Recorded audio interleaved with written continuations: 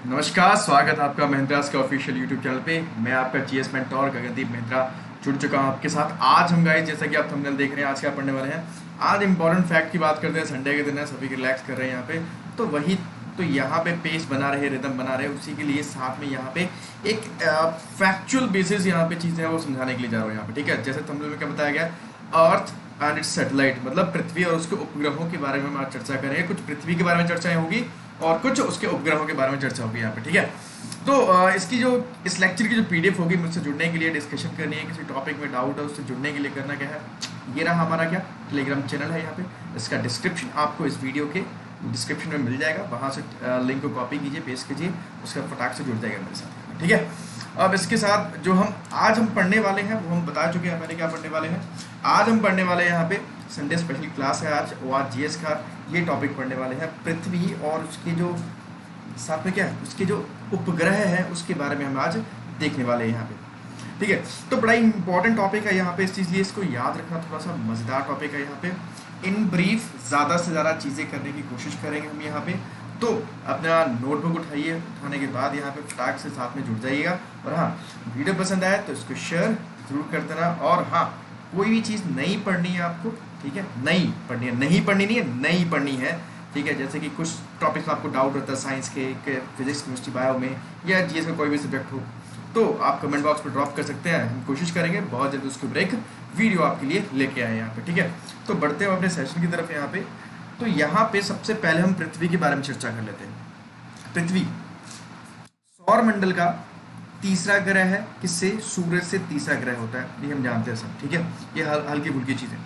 इसके बाद ये वाला जो ग्रह है, इसी के ऊपर जीवन खाली बनता है, ये भी हम चीज़ें जानते हैं। अब बात करते हैं इस पॉइंट से लेकर एक एक करके सभी पॉइंट को इलैबोरेट करते हैं। करीब 4.5 बिलियन ईयर्स इसकी उम्र है यहाँ पे। इतने साल पहले ये बनी थी यहाँ पे। तो बनी थी का मतलब कि कैसे मालूम पता चला, तो इसको याद रखिएगा, यूरेनियम डेटिंग।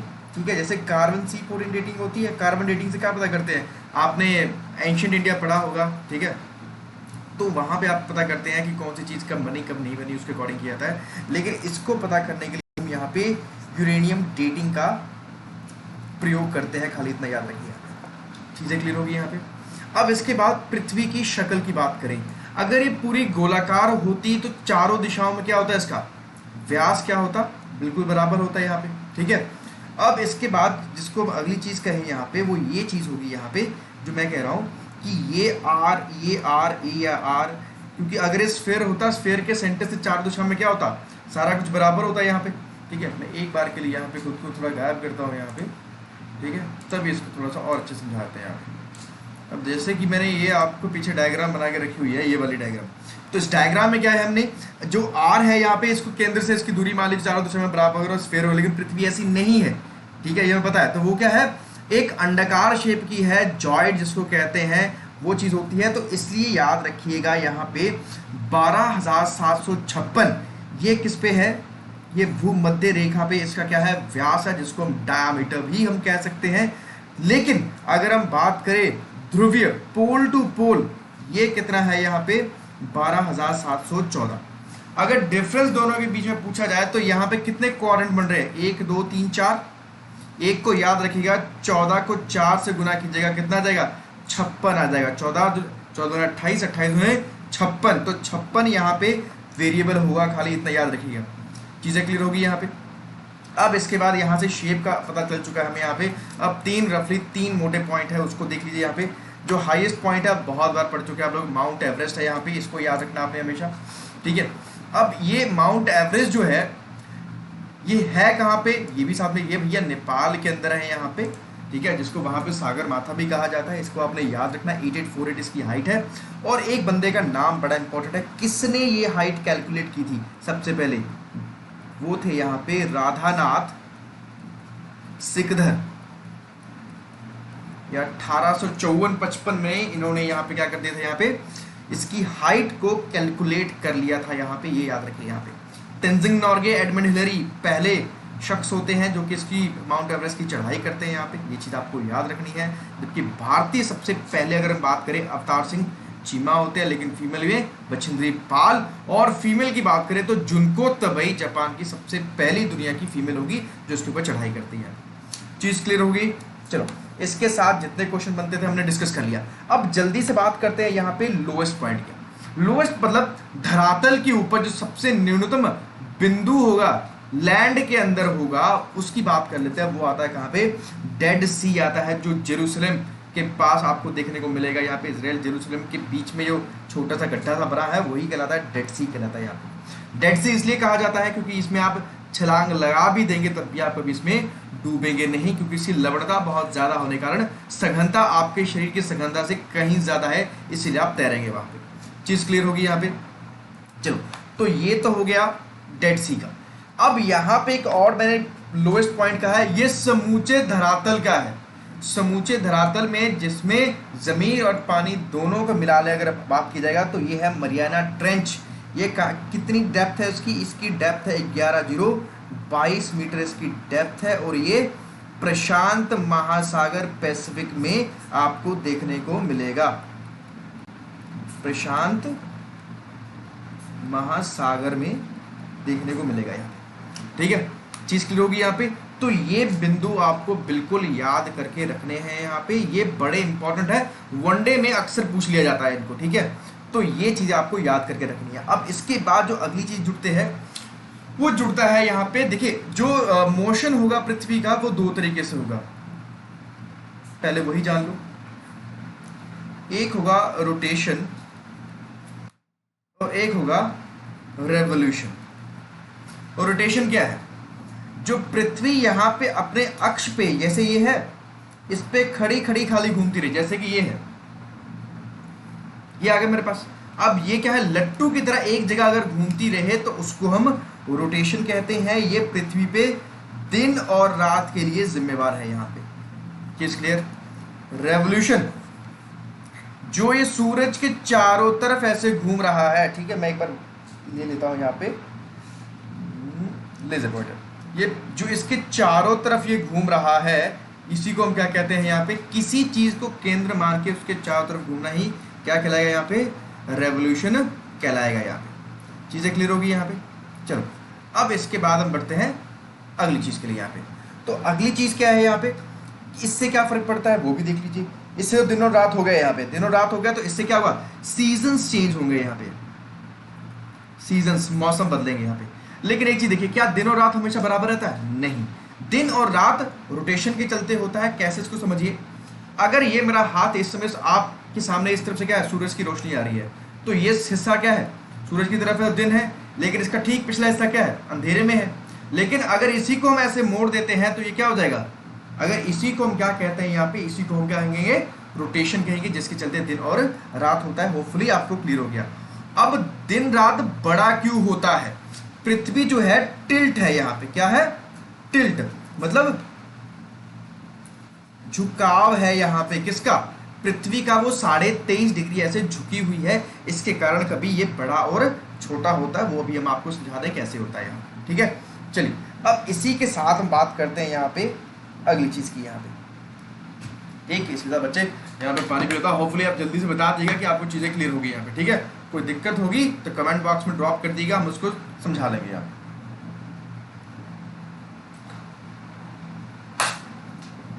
चलिए अब इसके बाद अगली चीज की बात करें हैं यहाँ पे, ये क्या है, समर सॉल्स्टिटाइस है और विंटर सॉल्स्टिटाइस है, इसकी बात कर लेते हैं एक बार यहाँ। ठीक है, तो इसमें फर्क क्या पड़ता है, क्या मजा आता है इसमें, देखो एक बार जैसे सब कुछ रेस कर देते हैं।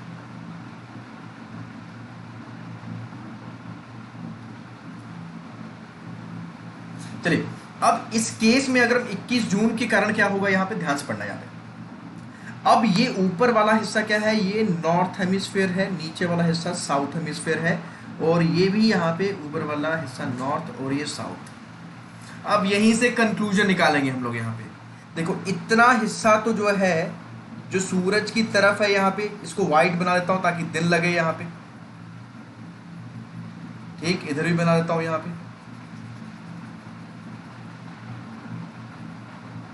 ठीक, अब देखो यहाँ पे कि 21 जून के दिन क्या होगा, यहाँ पे 21 जून और यहाँ पे 22 दिसंबर, ये क्या है, विंटर सॉल्स्टिटाइस, ये समर सॉल्स्टिटाइस। होता क्या है, सबसे पहले सूरज के बारे में बात करते हैं। 21 दिन के दिन सूरज किस पे होगा, ट्रॉपिक ऑफ कैंसर के ऊपर होगा, ट्रॉपिक ऑफ कैंसर। ठीक है, चीज क्लियर होगी क्यों, तो यहां पे ये भी देखिए, अब यहां पे ये क्या है, भूमध्य रेखा है। ठीक है, ये वाली, ये थोड़ा नीचे चला गया, अगर इसका परपेंडिकुलर हम देखेंगे यहाँ पे तो ये आ जाएगा, इसके ऊपर आ जाएगा यहाँ, चीजें क्लियर होगी यहाँ पे। तो ये थोड़ा ऊपर नीचे होता है, पृथ्वी ऐसे लुढ़कती है ना, तो उसके चलते होता है यहाँ पे।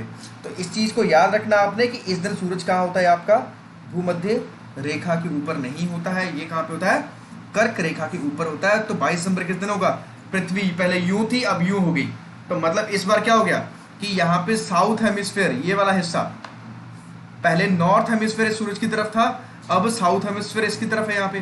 तो इस बार ये ट्रॉपिक ऑफ कैप्रिकॉर्न की तरफ चली जाएगी यहाँ पे, ट्रॉपिक ऑफ कैप्रिकॉर्न हो गया यहाँ पे एक पॉइंट।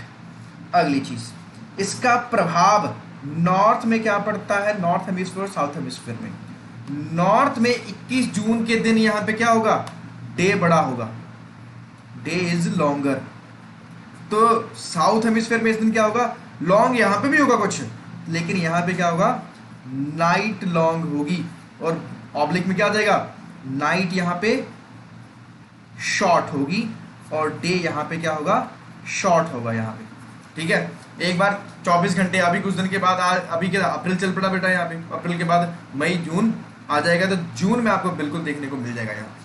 अब लेकिन 22 दिसंबर के दिन यहाँ पे ठीक उल्टा हो जाता है, यहाँ पे इस तरफ, यहाँ पे जो हिस्सा पहले सूरज की तरफ था अब गया उससे बाहर हो गया, तो ठीक उल्टा हो जाएगा। तो 22 दिसंबर के दिन नॉर्थ हेमिस्फीयर में क्या होगा, लॉन्ग नाइट होगी, और साउथ में क्या होगा, लॉन्ग डे होगा। यहाँ पे चीजें क्लियर होगी यहाँ पे।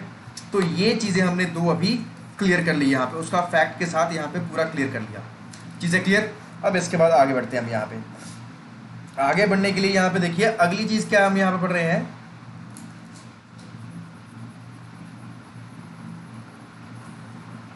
चलो अब आगे पढ़ने के लिए देखिए आगे क्या है, इक्विनॉक्स है यहाँ पे। अब जिस समय यहाँ पे ये 23.5 डिग्री कंप्लीट झुका होता है सूरज की तरफ, यहाँ पे भी ठीक 23.5 डिग्री अपनी एक्सिस पे झुका होता है यहाँ पे, चीजें क्लियर होगी यहाँ पे। जिस समय ये झुका हुआ होता है इसके बाद क्या बचता है, इसके बाद बच्चे यहाँ पे बचता है जो चीजें यहाँ पे क्या है, देखिए एक बार मैं अगर इसको बड़ा करके दिखाऊं तो जरा सही रहेगा। देखिए एक बार जो है वो ऐसे था पृथ्वी, अगर सूरज इसको ऐसे मानूं, ठीक है, और लेकिन एक बार इसको ऐसे लेके चला गया यहाँ पे, तो ये नॉर्थ पोल जो है एक बार सूरज की तरफ है, एक बार सूरज से बाहर है, लेकिन बीच में एक जगह पे ऐसे आ गया जिसमें यहाँ पे पूरे हिस्से पे पृथ्वी क्या है, पूरे हिस्से पे बराबर जिस पे छाया पड़ेगी वही क्या कहलाता है यहाँ पे, इक्विनॉक्स कहता है, जिसको हम क्या कहते हैं, विषुव कहते हैं यहाँ पे। तो विषुव क्या होता है वहां पे, ये बेसिकली 21 मार्च यहाँ पे लिखा है और 23 सितंबर के दिन इक्वेटर पे day and night same length के होंगे, मतलब बराबर के होंगे यहाँ पे, मतलब 12-12 घंटे के होंगे। तो ये आ गया आपका, क्या आ जाएगा, ये वाला अगर हम बात करेंगे ये आ जाएगा आपका 21 मार्च, ये 23 सितंबर हो गया, ठीक है, और यहाँ पे 21 मार्च आ जाएगा यहाँ पे, ठीक है, क्योंकि मार्च के बाद फिर आ जाएगा यहाँ पे क्या, मार्च के बाद ये जून, और ये क्या आ जाएगा सितंबर, और ये दिसंबर, ठीक है। इस तरीके से इस चक्र को थोड़ा सा याद रखिएगा, थोड़ा आसान बनता रहेगा यहाँ पे। अब इसके बाद हम बढ़ते हैं अगले, इक्विनॉक्स सबको क्लियर हो गया यहाँ पे, जिस समय यहाँ पे 90 डिग्री पे इक्वेटर पे रेखाएं पड़ रही हो, सूरज इस समय इन साल में इन 2 दिनों में किस पे होता है, इक्वेटर पे होता है, भूमध्य रेखा पे होता है, इस चीज को याद रखिएगा। अब इसके बाद बढ़ते हैं हम आगे यहाँ पे। अब इसके बाद एक टर्म बड़ा परेशान करने वाला है यहाँ पे, पेरीहीलियन एंड एपीहीलियन, जिसको अपसौर एंड उपसौर कहते हैं, बस सिंपल सा पेरी। मैथमेटिक्स आपने पढ़ा है वहां पे, मैथमेटिक्स में क्या होता है, angle at periphery are same, तो मतलब अगर यहाँ पे इस पेरीफेरी मतलब क्या, नजदीक नजदीक आ रहा है, तो मतलब ये क्या होगा कि अर्थ एंड सन के बीच में सबसे कम दूरी होगी, लीस्ट डिस्टेंस होगा यहाँ पे, चीज क्लियर होगी यहाँ पे। अब दूसरी चीज क्या होती है, ये ऑब्जर्व की कब किया जाता है, 3 जनवरी के दिन, लेकिन सूरज के नजदीक जाने पे हमें तो गर्मी लगनी चाहिए थी बेटा, लेकिन लग नहीं रही है, हमें ठंड ज़्यादा लग रही है। क्यों? पीछे अभी हमने जिक्र किया है कि 22 दिसंबर के दिन जो उत्तरी ध्रुव होता है वो कंप्लीट सूरज से बाहर की तरफ होता है, तो इसीलिए यहाँ पे हमें ठंड लगती है यहाँ पे। लेकिन उसी समय साउथ हेमिस्फीयर में बहुत ज़्यादा क्या होती है, गर्मी होती है। अब एपीहीलियन ठीक उल्टा कर लो, यहाँ पे ये क्या हो जाएगा, मैक्सिमम डिस्टेंस हो जाएगा। कब होगा? 4 जुलाई के दिन होगा। यहाँ देखिए ये हीलियन से याद रखिएगा, लायन हमारे सौरमंडल का राजा कौन है? सूर्य है, तो लाइन याद रखिएगा। अब यहाँ पे 2 टर्म साथ में बच्चे और ऐड है, वो क्या है, पेरिजी एंड एपोजी है यहाँ पे, ठीक है, पेरिजी एंड एपोजी। तो मून इसके साथ आ जाता है यहाँ पे। तो कुछ चीज़ें पढ़ लीजिए यहाँ पे डायरेक्टली। पहले मून की रोशनी को आने के लिए 1.3 सेकेंड लगते हैं, आपको मालूम होगा, और सनलाइट को लगते हैं यहाँ पे 8 मिनट 18 सेकेंड लगते हैं। चीज़ क्लियर होगी यहाँ पे। अब इसके बाद जो अगली चीज़ की बात करें यहाँ पे, ये टर्म आती है पेरिजी एंड एपोजी। पेरी का यहाँ पे क्या मतलब था? सेम मतलब है, कम दूरी थी किसके बीच में? वहां पे सूर्य और पृथ्वी के बीच में। तो यहाँ किसके बीच में होगा? पृथ्वी और ये जो पेरिजी हो जाएगा ये किसके बीच में? अर्थ एंड मून के बीच में हो जाएगा सबसे कम दूरी। और एपोजी यही क्या हो जाएगा? ये मैक्सिमम दूरी हो जाएगा और ये मिनिमम दूरी का। सिंपल इज दैट, इससे ज़्यादा आसान और कुछ हो ही नहीं सकता है यहाँ पे ज्योग्राफी में। इतनी चीज़ रखना है यहाँ पे। अब हम बात कर लेते हैं यहाँ पे अपने उपग्रह है हमारे पृथ्वी का, ये कौन सा? चंद्रमा है। तो यहाँ पे हम क्या देखेंगे, कुछ फैक्ट देख लेते हैं इसके बारे में, ठीक है। इसके ऊपर कोई भी वातावरण नहीं है, एटमॉस्फेयर नहीं है इसके ऊपर। अगर वातावरण नहीं है तो साउंड ट्रेवल नहीं करता है यहाँ पे, याद रखिएगा, ठीक। और इसके ऊपर एटमॉस्फेरिक प्रेशर भी नहीं होगा, ये भी हम जानते हैं यहाँ पे, ठीक है। और ये लगभग 28 दिन के अंदर रेवोल्यूशन कंप्लीट करता है पृथ्वी का। पृथ्वी का 1/6 ग्रेविटी होती है यहाँ पे, ठीक है। तभी हम कहते हैं ना कि 60 किलो का बंदा 10 किलो का रहता है वहाँ पे, इसीलिए रहता है वहाँ पे जिस समय हम ये सारी की सारी चीज़ें करते हैं यहाँ पे, ठीक है। चीज़ क्लियर। अब इसके साथ एक होता है ओशन ऑफ ट्रैंक्विलिटी।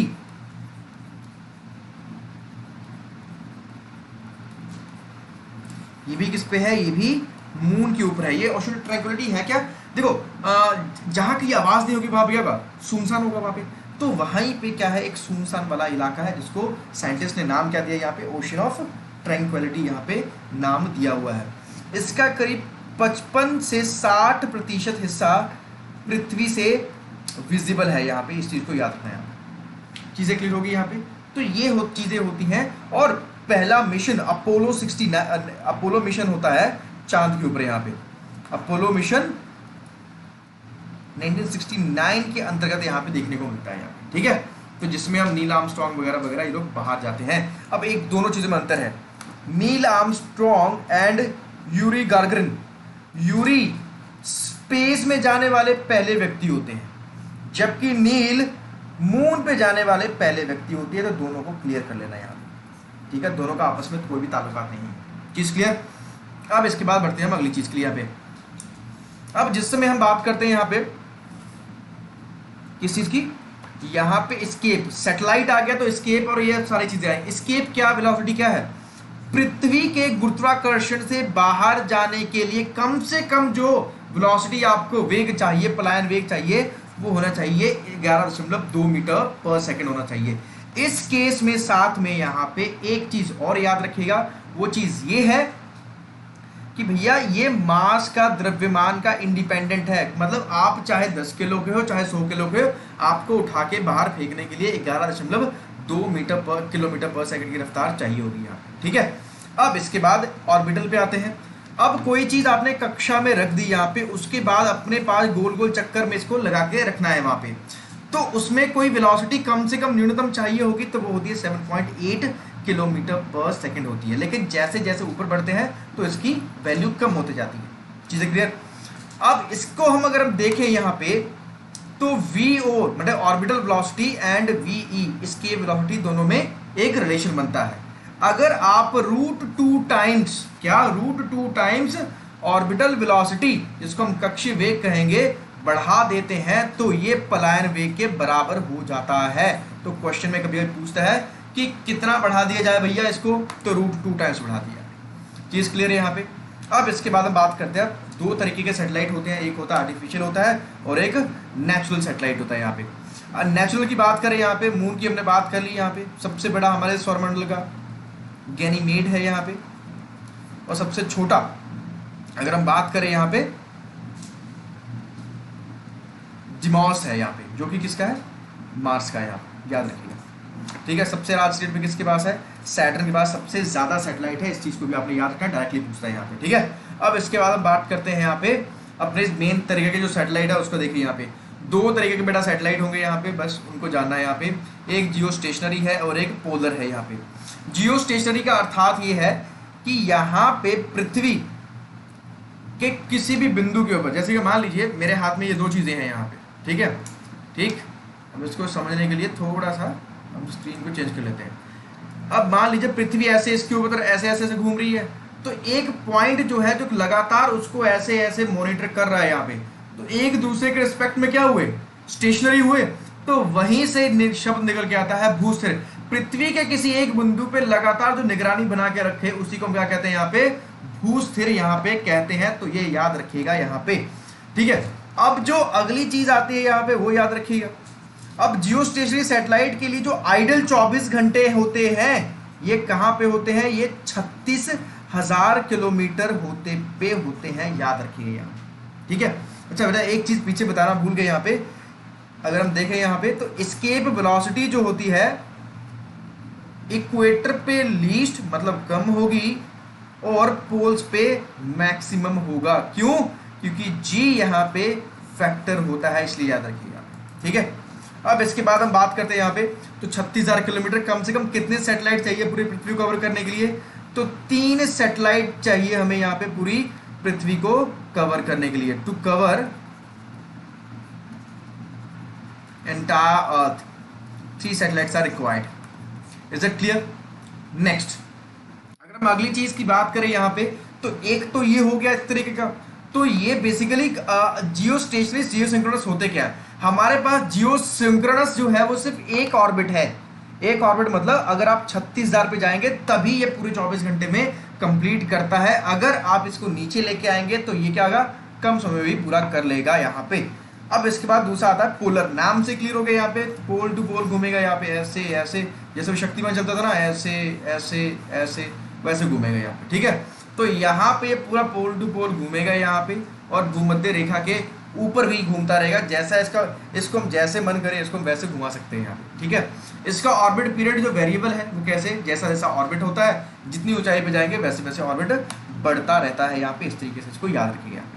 अब हम थोड़ा सा इतिहास में नजर डाल लेते हैं यहाँ पे कि इतिहास में क्या क्या हुआ था। इतिहास का पहला सैटेलाइट स्पुतनिक था यहाँ पे भाई, 4 अक्टूबर 1957 में इसको छोड़ा गया था।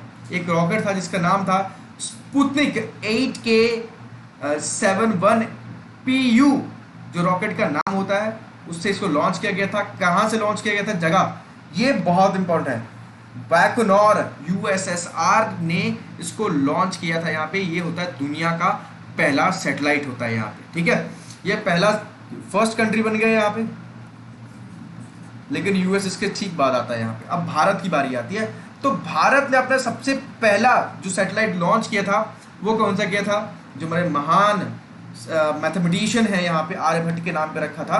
तो आज ही के दिन, ठीक है, आज ही के दिन, क्या संयोग की बात है, आज ही के दिन यहाँ से करीब अगर हम बात करें तो करीब करीब 45 साल पहले ये लॉन्च किया गया था, आर्यभट्टा लॉन्च किया गया था यहाँ पे। ठीक है, लेकिन ये भारत निर्मित तो था, लेकिन भारत से छोड़ा नहीं गया था यहाँ पे। तो याद रखिएगा, कैपुस्टन यार जगह है कहाँ पे, USSR में ये जगह है जहां से इसको लॉन्च किया गया था यहाँ पे।